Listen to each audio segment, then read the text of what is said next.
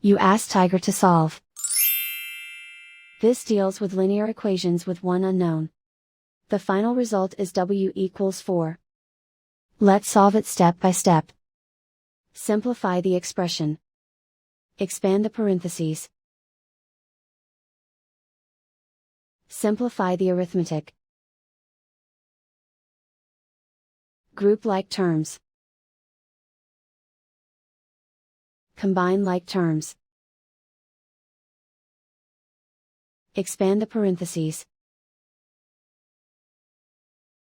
Simplify the arithmetic.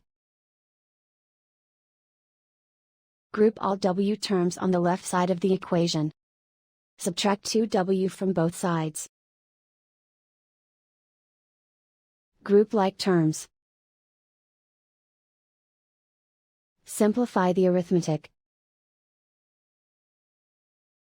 Group like terms.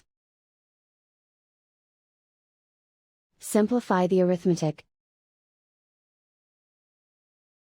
Group all constants on the right side of the equation. Add 6 to both sides.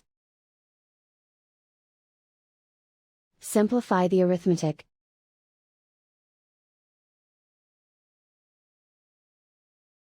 Isolate the w.